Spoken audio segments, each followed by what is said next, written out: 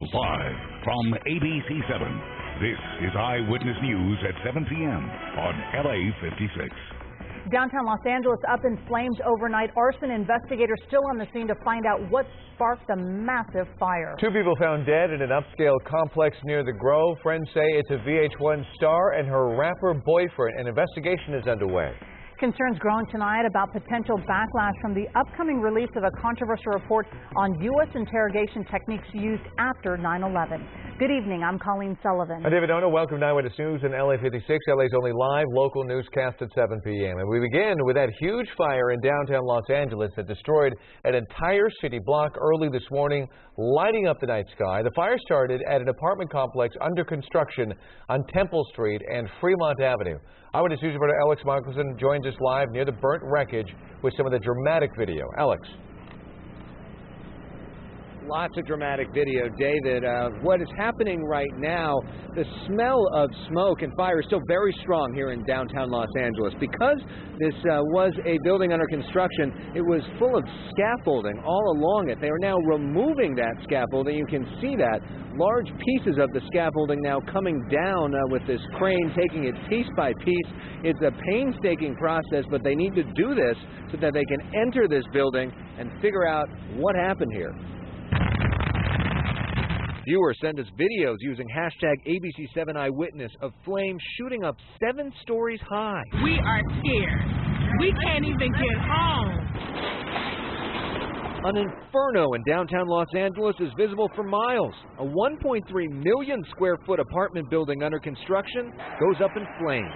This isn't just a small fire in one portion of the building. This was an entire building that was on fire. Apartment complex under construction, heavy fire, multiple floors.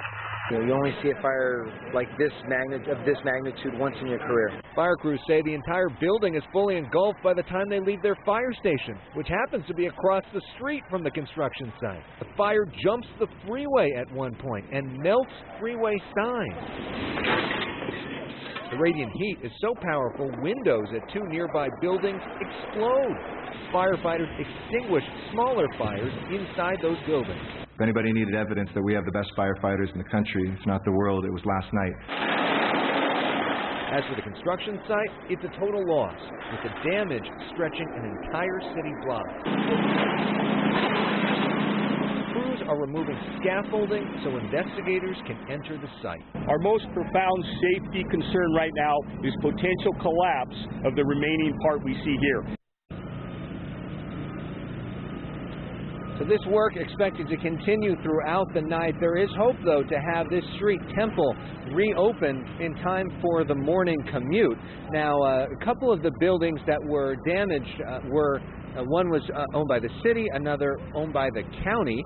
If you need help with city services, if you're worried that your services may be interrupted or you try to get a building permit in downtown Los Angeles especially, you're urged to contact the city's hotline. That number is 311.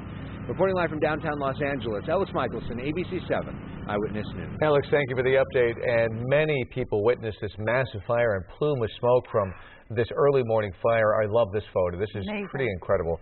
Thank you to Nancy Yule, who took this unbelievable picture from her home in Baldwin Hills. You know, they said there were no winds last night, and that's testament of it. What a dramatic shot. She posted it on Instagram with that hashtag we've been talking about, ABC7 Eyewitness. Thank you again for sending in that photograph. It is stunning. Well, we have now learned that a special team of federal investigators will be joining the LA Fire Department looking into the cause of the massive downtown fire. Eyewitness News reporter Miriam Hernandez tells us that arson is one of the possibilities. Questions swirl around the downtown fire. How could it consume so much so quietly and so quickly? The closest fire station, a block away, the firefighters there didn't have a clue about the 7-story inferno erupting until 1:20 a.m. A 911 call alerted them.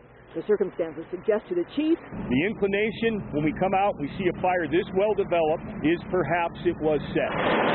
Inside all of this, arson investigators will track the blaze to the first spark.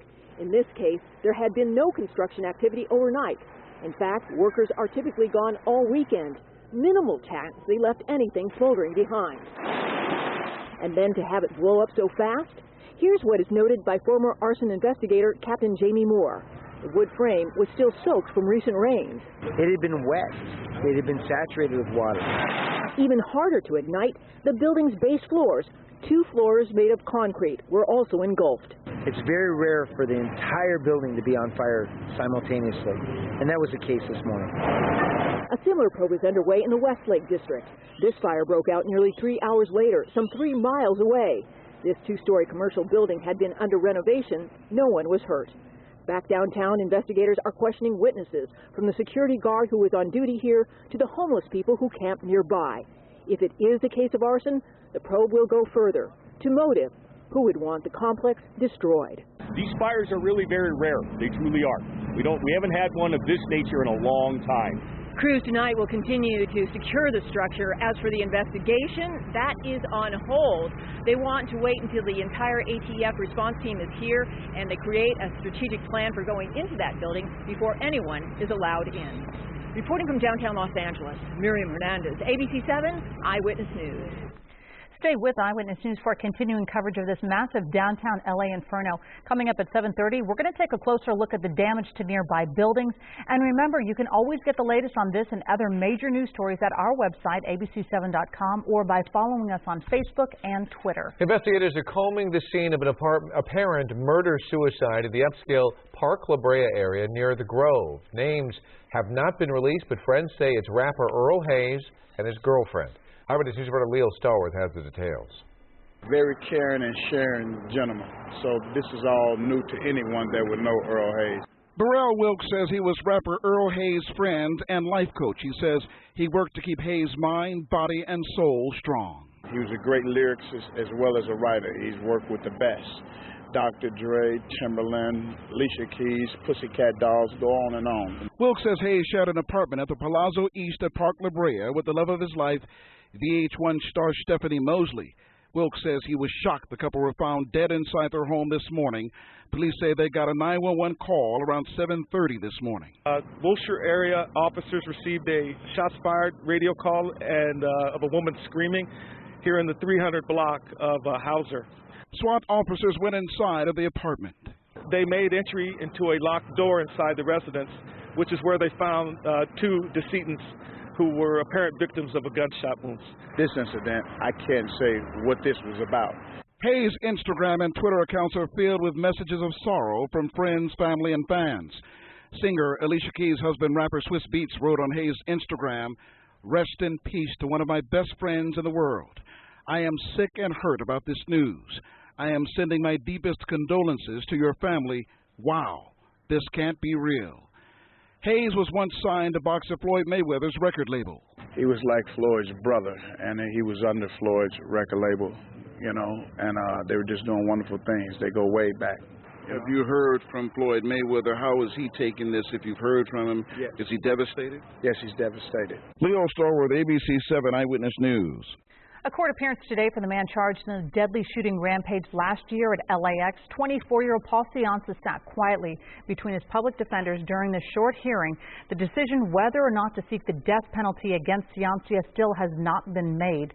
Federal prosecutors, along with the U.S. Attorney General Eric Holder, say they hope to announce their decision next month. Ciancia has pleaded not guilty to the murder of a TSA officer and wounding of 3 other people last November. An urgent warning tonight. U.S. embassies, consulates, and the military all on high alert, bracing for a possible violent backlash to the release of so-called torture report. It's expected to include very graphic details about the actions of some CIA interrogators after 9/11. ABC's Martha Radis has more from Washington.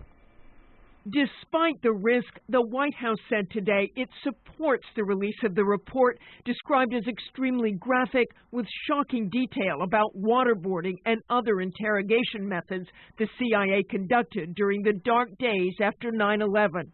As one person familiar with the report said, it will sound bad. It is harsh. Torture sometimes continuing even after interrogators concluded there was no more information to gain. Waterboarding, the simulated drowning demonstrated here, was halted years ago, but the majority Senate Intelligence Committee findings conclude that the CIA misled the Bush administration about the methods and the results of the coercive interrogation conducted at so-called black sites outside of the U.S. The former president is standing by the CIA. These are patriots. And whatever the report says, if it diminishes their contributions to our country, it is way off base. The CIA argues that waterboarding was key, not only in stopping future plots against America, but finding Osama bin Laden. There's going to be disagreement at the end of the day about the value of this information. President Obama has not said definitively whether he thinks torture worked, but today the White House said even if it did, the president does not believe it was worth it.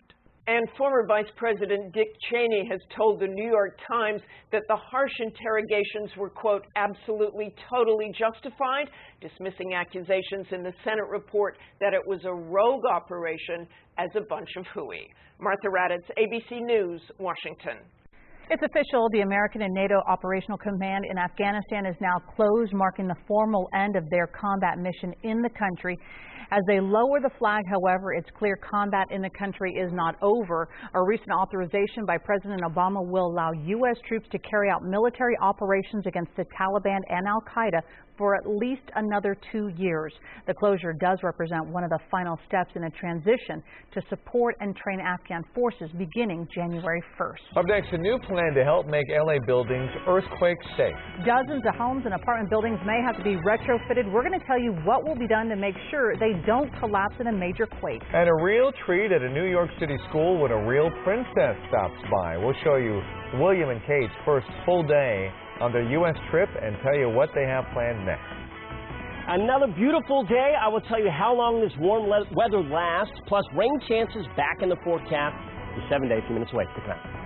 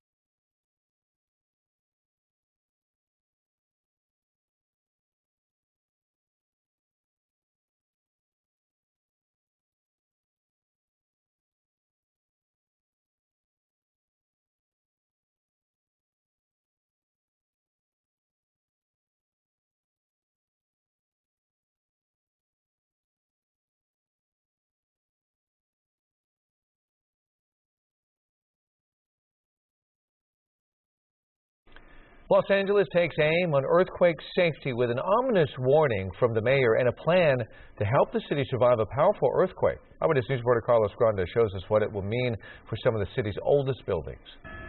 The Northridge quake destroyed buildings and caused water main breaks. Officials say the big one could be much worse. None of us have faced a San Andreas quake, one that could be 40 times stronger than Northridge. Mayor Eric Garcetti's new earthquake plan for the city recommends securing our water supply by installing seismic-resistant water pipes like this one. It would also require thousands of older buildings to be retrofitted. The biggest risk to our lives is posed by our older buildings. because the harsh reality is that no building code in the world is retroactive. And however much we improve the building code, it doesn't make older buildings disappear. The most dangerous are so-called soft-story buildings built before 1980, those with parking underneath. There are 16,000 of these buildings, and retrofitting is expected to cost hundreds of millions of dollars. That cost will be paid by building owners and eventually tenants and businesses. Building owners are concerned about that. So you have issues related to business disruption, leases that are in place, and in the case of Hollywood, we have some older buildings that actually house affordable subsidized housing. We've got people who are living in those units. It's not going to be completely easy on everybody. Soft-story buildings like that one would have to retrofit within 5 years. Bigger concrete buildings would have as much as 25 years. Reporting from Valley Village, I'm Carlos Granda, ABC7 Eyewitness News. So make sure you and your family are prepared for an earthquake or any disaster. You'll find resources including an emergency kit checklist on abc7.com/prepareSoCal. And here I was missing you last week, Jonathan, thinking here you're missing out on such a wonderful week of crazy weather, but it was busy. I think that you're going to be tracking some more We've stuff. got more ahead. Mother Nature doesn't take a break. And this weekend, as we head into the end of the work week into the weekend, we're looking at some rain chances, potentially as much rain as we saw last week. All right, this is good, guys. We're in a pattern here. I like it. Live Mega Doppler 7000 HD. Dry tonight. In fact, you know, it was a beautiful day today. Temperatures were way above average by about 10 degrees or so, and it was dry. It was mostly sunny. In fact, our high in downtown, 78. Normally we're at 68. The low is even above the average of 48. We bottomed out this morning at 55. A very warm day. Tomorrow, a repeat. So we got a couple of days of this before we start looking ahead to the changes. So tonight, as a result of the warmer weather, a mild evening. We're in the 60s from Fullerton to Long Beach. We're at 65 degrees. Big Bear's at 39. We head over to Van Nuys, 67 for you. Good evening. And Palmdale's at 52 right now. Satellite and radar picture. High pressure is our weather maker. It's going to stay that way for a couple of days before an area of low pressure barrels on in, bringing some cold air with it, by the way, which means snow potential going in Thursday night into Friday, and maybe even into Friday night into Saturday with lingering chances. I'll show you the future scan here. Watch Monday night. I'll bring it through Tuesday into Wednesday. See this arc right here? This is high pressure, still in control Tuesday. That's 5 p.m. Here we go Wednesday into about the 4 or 5 p.m. time frame. Still our weather maker. But by Thursday, a big trough of low pressure moves in, and that's that low, and that's that system that will bring the rain chances starting as early as about 4 p.m.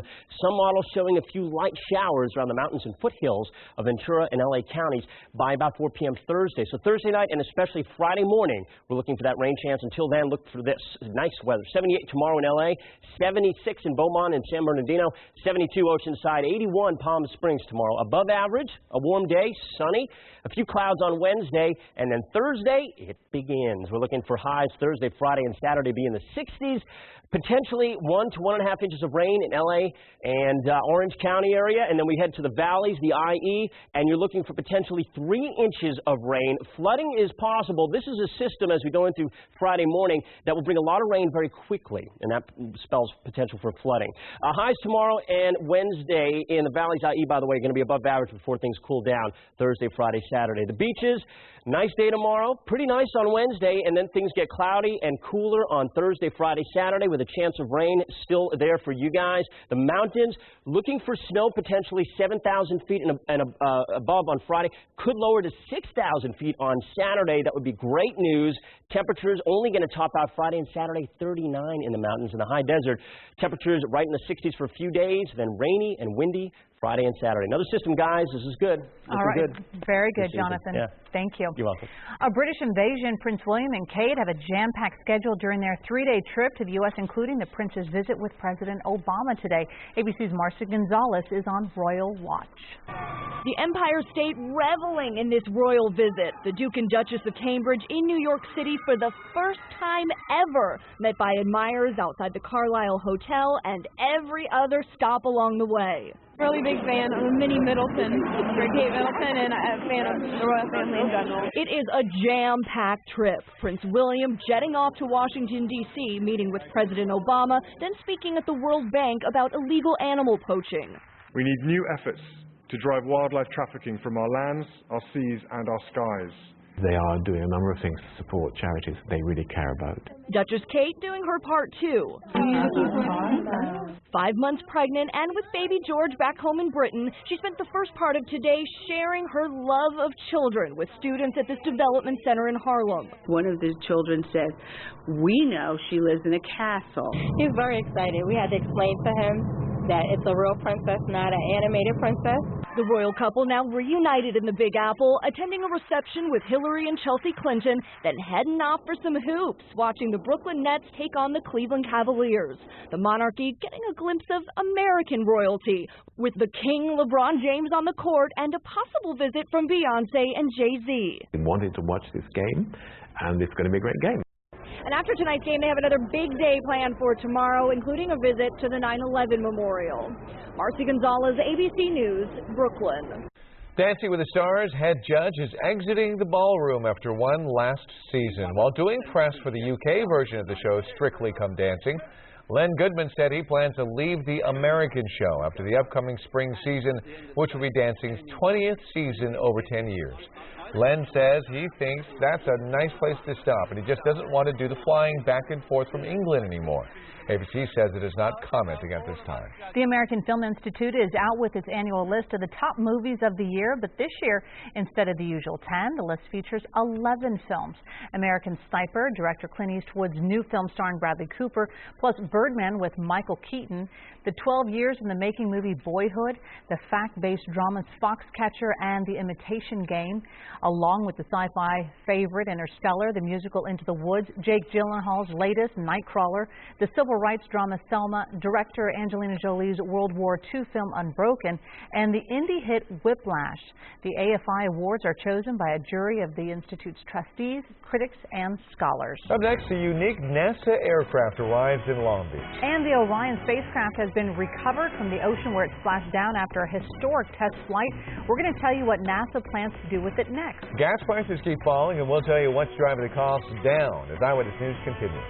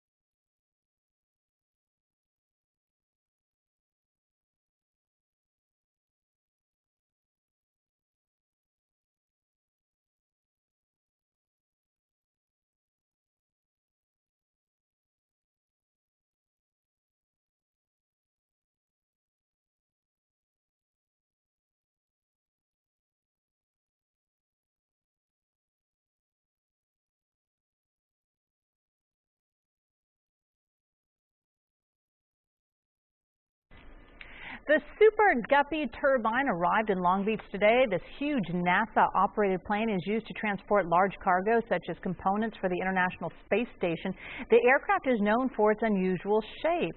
It arrived at the Long Beach airport at noon today and will stay there until tomorrow morning. The Super Guppy is in Southern California for the Discovery Channel, which is shooting footage of the unique aircraft for an upcoming television special. NASA's new Orion spacecraft is making its way to San Diego aboard a Navy warship tonight. Take a look at these latest images of the Navy retrieving the capsule from the Pacific Ocean, where it made splashdown Friday about 600 miles southwest of the city. It's expected to get into San Diego around 9:30 tonight. It'll then be loaded onto a truck and returned to Kennedy Space Center in Florida, where its performance will be further analyzed. We're updating the evening's top stories next here at 7:30. And we'll have the latest on the massive high-rise of fire in downtown LA. Plus, we'll take a look at some of the surrounding buildings that were damaged from the intense heat. And in the wake of nationwide protests, the Obama administration unveils a new law enforcement profiling ban. Who the new guidelines would protect when we come back.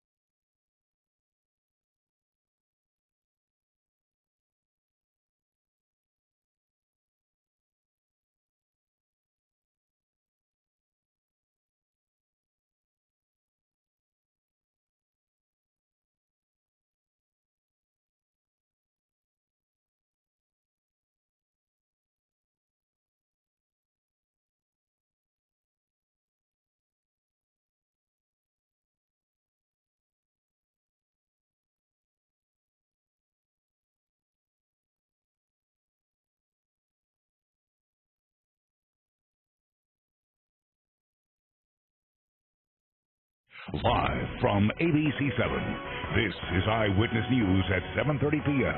on LA56. Our top story at 7:30, crews still at the scene of a massive apartment fire in downtown Los Angeles, trying to determine what sparked the devastating blaze. I'm David Ono. And I'm Colleen Sullivan. This is Eyewitness News on LA56, LA's only live local newscast at 7 p.m. The fire was first reported at 1:20 this morning at the Da Vinci Apartments construction site.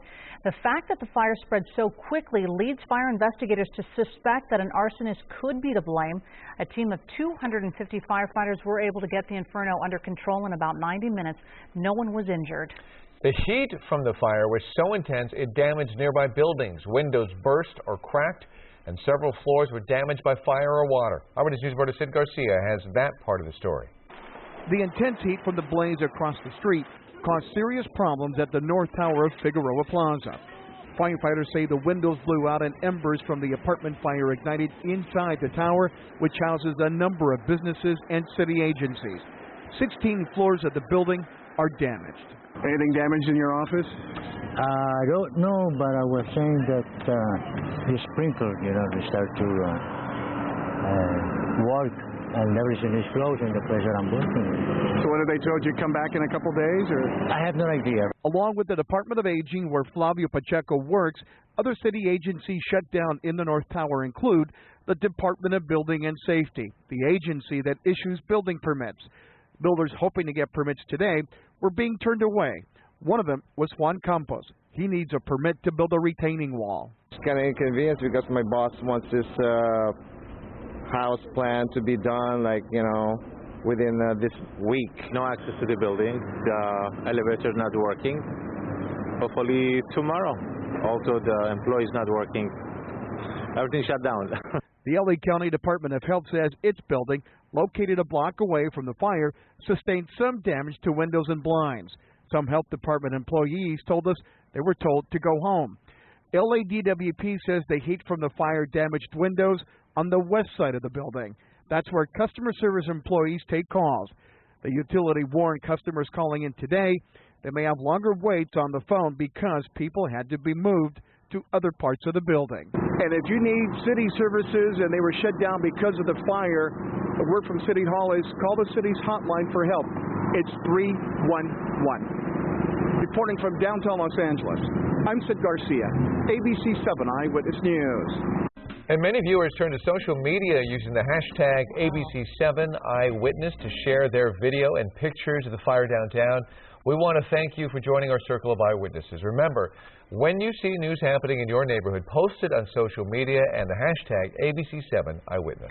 Arson officials are also investigating another major fire that broke out this morning on West 7th and Hoover in the Westlake District. The mixed-use building housed several businesses and portions of it were being renovated for residential use. Officials say more than 100 firefighters from several agencies had the fire under control in less than 2 hours. The one reported injury was a person in a nearby apartment who was treated for minor smoke inhalation. Students returned to class at Bolsa Grande High School in Garden Grove less than 24 hours after a fire ripped through the school. The fire gutted 2 classrooms and left 6 others with water and smoke damage. District officials say no one was inside the area that went up in flames. One firefighter suffered minor injuries. The cause is under investigation. The school's cafeteria, library, and gym are serving as classrooms for now. A car crashes into a Garden Grove restaurant, injuring 3 people. Police say a 73-year-old Yorba Linda woman was behind the wheel. She struck a car on nearby Garden Grove Boulevard near Magnolia Street, then lost control and drove into the 586 Vietnamese restaurant. She suffered only minor injuries, but a woman and her 10-year-old daughter, who were eating inside at the time, were also injured. They were taken to a hospital with moderate injuries. A private plane crashes into a home in a suburb of Washington, D.C., killing 6 people. 3 of the victims are from the same family. The FAA says the small plane was about to land at Montgomery County Airport in Maryland. It crashed into a home, setting it and 2 others on fire. 3 family members inside one of the homes were killed. The bodies of a woman, a toddler, and a baby were found on the 2nd floor. 3 people on board the plane also died. A neighbor describes what happened. I heard this loud whizzing sound, like woo, boom, and my house shook. And my sister came in, and that came down, and this gentleman right here, it hit his house. The plane's black boxes have been recovered. The National Transportation Safety Board has sent a team to investigate the crash. Los Angeles Mayor Eric Garcetti has announced autopsy results on Ezell Ford will be released before this December 31st deadline. The unarmed man was shot and killed by LAPD officers in August. Police say they approached the 25-year-old who was making suspicious movements when Ford tackled one of the officers and reached for his gun, prompting a second officer to open fire. The shooting sparked several protests. Activists say that eyewitnesses dispute the police account of events. The post-mortem examination has been on a security hold at the request of the LAPD while the investigation continues. On the heels of deadly police encounters with unarmed black men, the federal government has now released new racial profiling guidelines. The guidelines ban federal law enforcement from profiling on the basis of religion, national origin, and other characteristics. ABC's Karen Travers reports. Demonstrations continue across the nation. Daily calls for justice for Eric Garner and Michael Brown. And today from the Department of Justice, a major announcement about how race plays a role in policing. We have these conversations when we have incidents, when we have controversies. And we need something that I think is longer lasting. With these new guidelines, federal law enforcement officials can no longer profile based on nationality, religion, gender, or sexual orientation. We need to talk to each other about race in times of calm so that when we do have these incidents, these tragedies, we are much better able to engage with one another and come up with productive solutions. The timing of this announcement is interesting, coming right on the heels of controversial decisions by grand juries to not indict police officers in New York City and Ferguson, Missouri, in the deaths of 2 black men. But these new guidelines have been in the works for 5 years. Today, the mother of 12-year-old Tamir Rice, shot and killed by a Cleveland police officer while playing with a pellet gun, speaking out to ABC. That the police be accountable for what they did to my son. The White House said today that racial profiling is an issue that all Americans care about, not just minorities. But President Obama told BET that when it comes to deeply rooted bias in society, you have to recognize that it's going to take some time and you just have to be steady. TSA and Border Patrol officials will be exempted from these new guidelines, and they'll only apply to state and local officials when they're working on a federal task force. Karen Travers, ABC News, Washington. A powerful show of force and support today in San Bernardino at a fundraiser for a police officer shot in the line of duty. The line at the Mexico Cafe was out the door this afternoon as people came to show support for wounded San Bernardino police officer Gabe Garcia.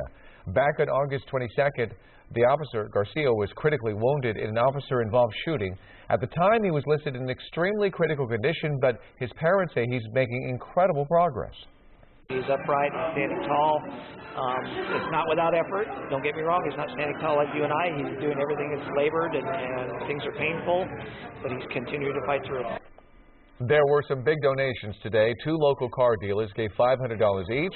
And if you want to stop by, the event goes until 10 o'clock tonight. All tips and profits will go towards Garcia's recovery. Drivers are getting a real treat at the pump these days.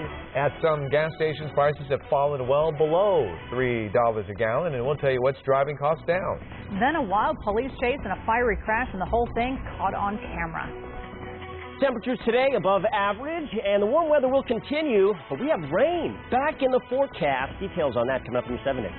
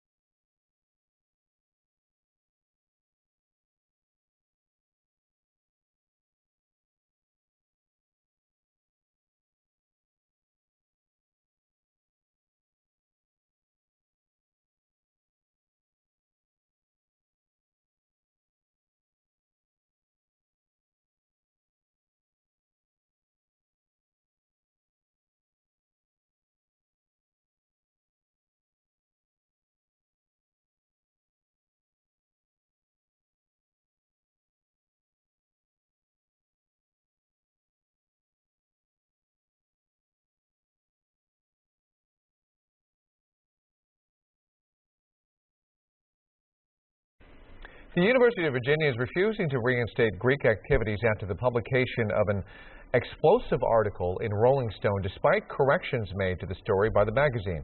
The story prompted widespread protests and the suspension of fraternity and sorority activities at the school. But in a series of apologies and corrections, the magazine has acknowledged missteps that have now cast doubt on this story. Nevertheless, the university has denied a request to lift the ban on Greek life, saying they have created a group to explore its policies and campus culture. Honda expanding its recall of Takata airbags to the entire U.S. Honda says it will replace the driver's airbag inflators on an additional 2.6 million vehicles. The airbags made by Japanese supplier Takata Corporation can inflate with too much force, blowing apart a metal canister and spewing shrapnel. At least 5 people have died due to the problem. Honda is the only automaker to comply with the government demands for national repairs. Takata also makes airbags for Chrysler, Ford, Mazda, and BMW. An early Christmas present, gas prices continue to fall here in Southern California, and we saw prices below $2.80 a gallon at some service stations. Eyewitness News reporter Melissa McBride spoke with some happy drivers. Until now, filling up your gas tank would leave your wallet on empty.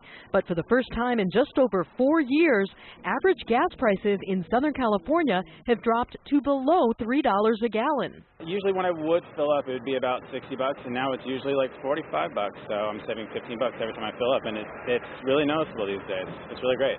AAA says lower oil prices are driving down the price at the pump. The average in LA County is $3.01 a gallon, down 63 cents from a year ago.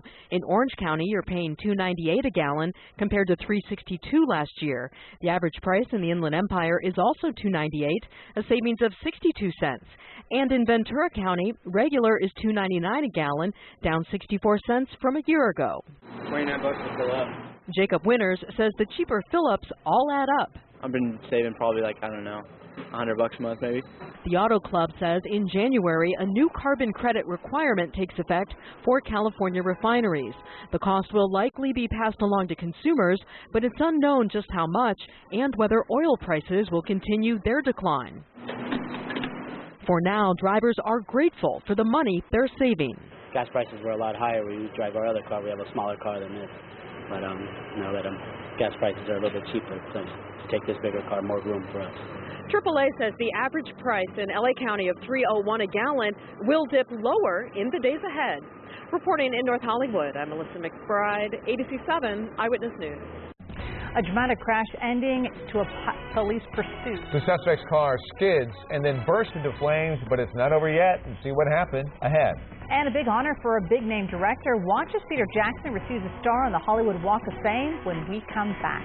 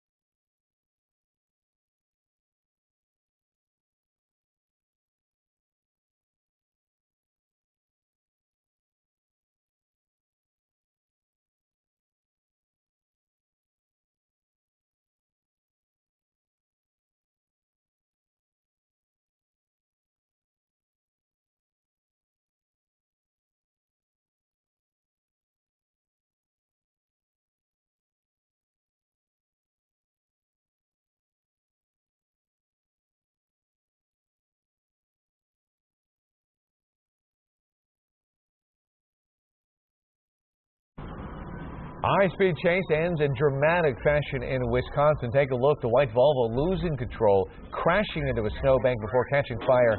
Authorities ordered everyone out of the car, but one man was unconscious and had to be pulled from the vehicle as the flames grew. The whole incident started when a man robbed a semi-truck driver with a BB gun at a quick trip across the street from the sheriff's office. Police say 4 people have been arrested, but the man suspected of robbing the driver is still at large. Well, slippery in the snow there. But I know, we may get some snow, though, at the end of the week, right? Very good. You like that. You're listening to the listening. forecast. We have some snow potentially, and it looks like a pretty good chance of it as we go in toward the end of the week. For the mountain areas, yes, thumbs up. Today, nothing close to that kind of weather. We had a beautiful day, clear skies, and this was as the sun went down. Burbank, cool shot. Love that as you see the time-lapse showing the cars moving and traffic going.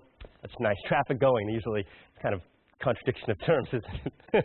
Live making off with 7,000 HD. Dry conditions tonight. No green on the screen, but this is going to change as we go into Thursday and Friday. Until then, beautiful weather. Look at today's highs. Anaheim, 82, as well as in Corona.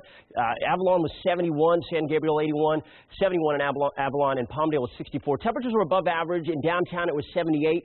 Normally, we're at 68, so we're unseasonably warm today, tomorrow, and even into Wednesday. Right now, it is 65 in Long Beach and Fullerton, 69 Palm Springs, nice night in Riverside, 60 for you and Temecula, and 68 down in Santa Ana. So high pressure is why we're so warm right now. It's going to hang out for a couple of days, and then low pressure will move in, and it's going to barrel down California. It's going to bring cold air. It's going to bring moisture. It's going to bring rain. It's going to bring snow.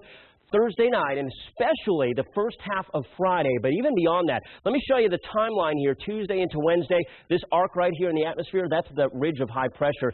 Look what starts brewing on Wednesday. All this rain lining up. This is a cold front along with the system. This is Wednesday at 5 p.m. Already a little bit of rain in the northwestern portions of California. And then by Thursday at 4 p.m., we already start seeing some of that rain edge into the area. The chances are best the first half of Friday, and it looks like potentially 3 inches of rain in some spots in Southern California. Most places 1 to 2 inches of rain. Highs tomorrow, and we're going to be dry tomorrow. 78 in LA, 74 Anaheim, 72 Irvine. It's a nice day tomorrow and into Wednesday. Here's that 70 forecast for LA Metro and Orange County, powered up by AccuWeather. 78 tomorrow, mid-70s Wednesday, still above average. We drop below average for Thursday, Friday, Saturday, with the rain chances moving in Thursday night and into Friday, especially again the first 12 hours, and then we'll start tapering the rain off Friday night into Saturday. 1 to 1.5 inches of rain in the LA area, and then to the valleys, i.e. potentially 3 inches by the end of Friday and into Saturday morning. Temperatures dropping into the 60s. Until then, you got 2 more days of really nice weather. The beaches, 2 days again, dry and nice with temperatures right around 70, give or take. Thursday, Friday, Saturday, cloudy and wet. The mountains, snow above 7,000 feet and maybe even above 6,000 feet Saturday morning with highs in the upper 30s. And the high desert, breezy and wet as well with chances of rain Thursday, Friday, Saturday. Keep an eye on it for you guys. Dallas has more on ABC7 at 11. Thank you, Jonathan. You're welcome. The trailer for the new Star Wars movie is a viral sensation. It's already had more than 50 million views on YouTube, but the man who created it all is apparently waiting for the movie. George Lucas recently told a New York newspaper that he hasn't watched the trailer yet for the 7th Star Wars film, The Force Awakens. Why? Lucas says because it's not a movie in theater, or in a movie theater, I should say, and that's where he sees his trailers. It was in 30 locations over the weekend, but maybe not anywhere near him. He was also asked if he was curious to see what director J.J. Abrams has in store. Lucas reportedly responded, not really. Filmmaker Peter Jackson received his star on the Hollywood Walk of Fame today. Eyewitness News reporter Giovanna Lara was there as friends, co-workers, and some super fans showed up to be part of the special moment. I'm going on an adventure! He's the man behind groundbreaking films like the Hobbit trilogy, the Lord of the Rings series, King Kong, and Adventures of Tintin. Award-winning, larger-than-life masterpieces seen by millions of fans throughout the globe. And now, director, producer, screenwriter Peter Jackson gets his star on the Hollywood Walk of Fame. Peter Jackson is amazing. I'm in film school and I act, so this is like incredible. Longtime friend, actor Andy Serkis introduced Jackson. You really are genuinely one of the greatest filmmakers on the planet. In a humble speech, Jackson thanked his family and colleagues, including actors Orlando Bloom, Elijah Wood, and Evangeline Lilly. And he recalled his first visit to Hollywood Boulevard when he was just 12 years old, already dreaming of becoming a filmmaker. I walked along the street and I looked at these stars, and never ever in my wildest dreams did I ever think that I would find myself here. Just so overwhelming to see his dreams come true, and it's like, I could do that too, you know what I mean? And Peter Jackson's third and final installment of The Hobbit will be released worldwide next week. In Hollywood, Giovanna Lara, ABC7 Eyewitness News. On to sports now. The Clippers seem to have rebounded from their early season woes. They have won 10 of their last 11 games and are looking for an 8th straight win tonight against Phoenix. And we'll have your full Clippers highlights tonight at Eyewitness News at 11 p.m. on ABC7. In Brooklyn, the Royals taking in the Nets-Cavaliers game, meeting Jay-Z and Beyonce. We're talking about the real Royals. King James showing why he's royalty on the court. Finds Tristan Thompson. LeBron had 18 points, 7 assists on the night. But the Cavs were led by Dion Waiters, who poured in 26 points off the bench. And here he gets the bucket and the foul. Cavaliers welcome William and Kate to Brooklyn with a blowout win over the Nets, 110-88, the final. Baseball's winter meeting started today in San Diego. Dodgers have become the Monty Hall of baseball. Let's make a deal. They're exploring trades involving Matt Kemp. Teams interested include the Padres, Orioles, and the Reds. While starting pitcher John Lester is expected to decide between the Dodgers and 3 other teams as early as tonight. College football now. The 3 Heisman finalists were announced today. Oregon quarterback Marcus Mariota is the heavy favorite. Also making the ballot is Alabama receiver Amari Cooper, who has nearly 1,700 yards receiving and 14 touchdowns. The 3 finalists were rounded out by Wisconsin running back Melvin Gordon, who burst onto the scene with his 408-yard, 4-touchdown performance against Nebraska. The winner will be announced on Saturday.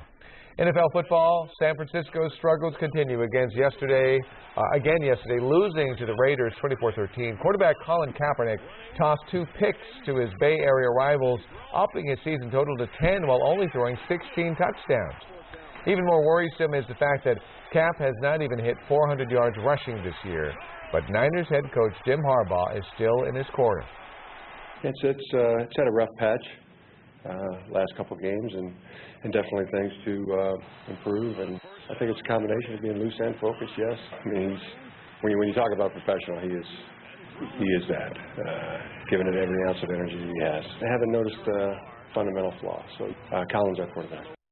And a tough one this weekend. The Niners face division rival Seattle in the Pacific Northeast or Northwest this weekend. And more news straight ahead here at 7:30 and ahead tonight on Eyewitness News at 11 on ABC7. High drama on the high seas. 2 boaters in a sinking boat rescued, and it's all caught on tape. Also a look at what it took Angelina Jolie to make the movie Unbroken. Hear why she told us it was the hardest thing she's ever done in her career. These stories and all the late-breaking news on Southern California's #1 late newscast, Eyewitness News at 11 on ABC7.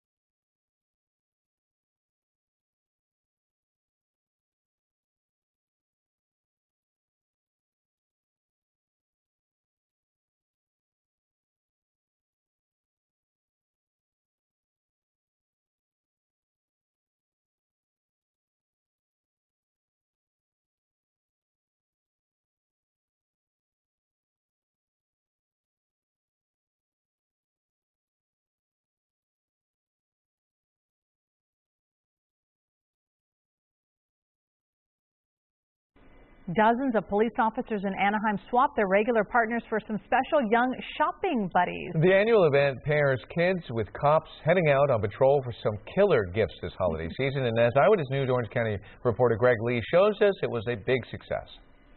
Dozens of Anaheim police officers stood at the ready in front of this Target store, not to respond to a crime, but to shop. 60 kids each partnered up with an officer for the second annual Shop with a Cop event. I'm going to shop to my family and for me too. Put it in the cart. Each pair gets a $100 gift card to buy things like new clothes. Oh, that's way too small. Shoes. What do you think? Games. Which one, the Pokemon one? And plenty of toys. The officers come on their own time and often use their own money if they go over budget. They're invested in the kids, they're invested in the community and making a difference. And that's, again, why a lot of us got in this profession.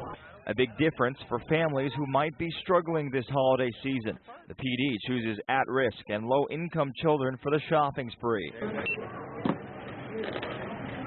My mom said it was too much. But now I got them and I feel awesome. While putting presents under the tree means a lot to them, the officers say developing a relationship with these children is the real gift. We're like BFFs now. And this is something they'll remember for the rest of their lives. I mean, the kids are just beaming as they walk out of the store today. The officers are beaming. It's awesome. Merry Christmas, my friend. In Anaheim, Greg Lee, ABC7, Eyewitness News. And you can help make sure every kid has a happy holiday season by giving to the Spark of Love Toy Drive. Garth Kemp will be stuffing more buses with toys this Friday. He'll be at the Westfield Topanga Mall in Canoga Park from 4:30 a.m. until 6:30 p.m. And if you can't make Friday, you can always drop off new unwrapped toys or sports equipment at your local fire station. Or let us do the shopping for you. Just donate online, abc7.com/sparkoflove. He has collected so many toys. They're breaking records. Great viewers. Yeah, amazing.